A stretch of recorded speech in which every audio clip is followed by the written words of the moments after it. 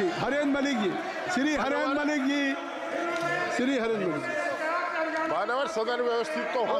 आप चलिए। मानवर आपकी बात रिकॉर्ड में जा रही, श्री हरेंद्र मलिक। मानवर किसान के मामले में जो बात कह रहे हैं, किसान को ना खाद सब्सिडी मिल रही है, जो किसान शहीद हुए थे आंदोलन में उनके परिवारों को आर्थिक सहायता आज तक नहीं दी गई और बजट में उसका कोई प्राविधान भी नहीं है। नौजवान बेरोजगार हैं, 30 लाख पद केंद्र सरकार के खाली पड़े हैं, उन पर नौकरी देने की बात नहीं कर रहे। पढ़ाई महंगी हो चुकी है, मेडिकल की पढ़ाई आज गरीब का बच्चा नहीं कर सकता, इंजीनियरिंग की पढ़ाई गरीब का बच्चा नहीं कर सकता।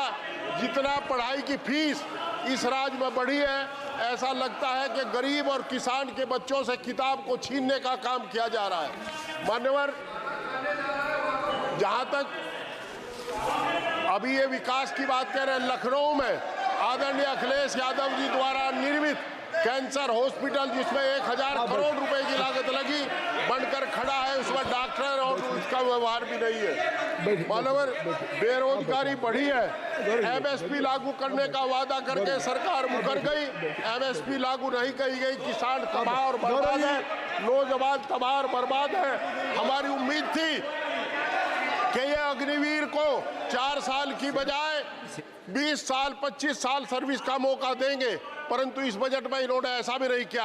आज किसान, नौजवान, छात्र सब परेशान हैं, चारों तरफ हाहाकार मचा है।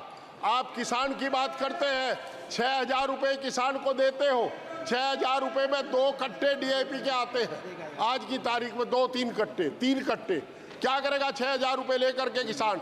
ट्रैक्टर पर आपने, हमें उम्मीद थी कि ट्रैक्टर पर जीएसटी खत्म करेंगे, एग्रीकल्चर इंप्लीमेंट्स पर जीएसटी खत्म करेंगे, परंतु बजट में ऐसा कोई प्राविधान नहीं है। मैं आपके माध्यम से सरकार से अनुरोध करता हूं कि एक तो किसान के ट्रैक्टर से 10 साल की 15 साल की सीमा हटा दी जाए, दूसरा ये इसके ऊपर जो जीएसटी है एग्रीकल्चर इंप्लीमेंट्स पर और जीएसटी खत्म कर दी जाए।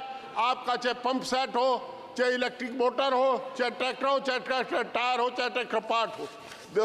मान्यवर, मेरा अनुरोध ये भी है कि जो पढ़ाई को किताब छीनने का काम जो इन्होंने किया है, उसको, ये फीस जो बढ़ाई है, आज एमबीबीएस 1 करोड़ रुपए से कम में नहीं हो सकता, वो फीस बढ़ा करके इन्होंने गरीब के बच्चे को पढ़ने से महरूम किया है।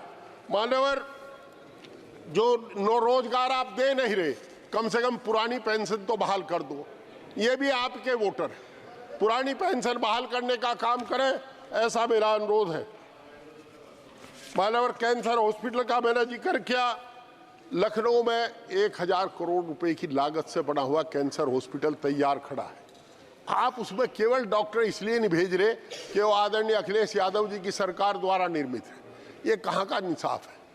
चारों तरफ विकास के नाम पर, मैं सच कहूं, लूट खसोट के अलावा कुछ है नहीं, केवल लूट खसोट मची है, कहीं विकास नहीं। आपके नेताओं का विकास हो रहा है, जनता का कहीं विकास हो नहीं रहा। लोग तराई तराई कर रहे हैं, रोज हिंदू हिंदू करते हो। हरिद्वार में हर हिंदू जाता है, चाहे जिंदा जा चाहे मुर्दा जा। आप हरिद्वार को टोल मुक्त कर दो, जो हरिद्वार को रोड जाती है उस पर टोल ना लगाओ। हमें अंग्रेजी सरकार में, आप मेरे साथ सदन में थे आदरणीय महोदय, जिस दिन डॉक्टर अम्मार रिजवी ने सीतापुर के पर टोल लगाया था, आप ही कहने वाले थे कि जजिया कर देना पड़ेगा। आज आप हरिद्वार पे भी जजिया कर ले रहे हैं। कहाँ आप जजिया कर नहीं ले रहे? चारों तरफ जब आदमी सड़क पर चलता है टोल देता है, कार खरीदता है, ट्रैक्टर खरीदता है, जब आपको टैक्स देता है, डीजल डलवाता है जब टैक्स देता है, जब पास कराता है, रजिस्ट्रेशन कराता है तब टैक्स देता है। कितनी बार टैक्स दे? ये समझ से परे की बात है।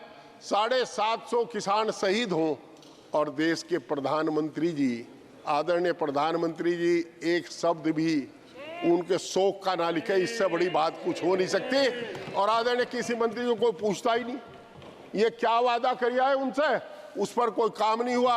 एमएसपी आज तक लागू नहीं हुई। मेरा आपसे अनुरोध है, किसान ही जीडीपी का सबसे बड़ा अंश है। ये इस हिंदुस्तान का पेट पालने का काम किसान करता है। आपने उनके साथ जो व्यवहार कर रहे सिंधु बॉर्डर पर, उसे देख करके कभी जब रात को बैठे तो उस पर सोचना कि इससे शर्मनाक व्यवहार कुछ हो ही नहीं सकता। उस किसान के साथ जिसका बेटा जवान बनकर इस देश की सीमाओं पर खड़ा है, प्रहरी खड़ा है, आज उसके रास्ते में कांटे बिछा दिए गए, कील ठोक दी गई, सीमेंट की दीवार बना दी गई। हिंदुस्तान के इतिहास में पहली बार ड्रोन से 300 आंसू गैस के गोले छोड़े गए और उस अन्नदाता के ऊपर छोड़े गए जिससे वोट लेकर के आप यहां बैठे हो। क्या आपको शर्म नहीं आई? आपको अफसोस नहीं हुआ? अरे कम से कम एक शब्द अफसोस का ही कह दे। माननीय, बहुत बहुत धन्यवाद, आपने मुझे बोलने का मौका दिया। श्री दुरई वाई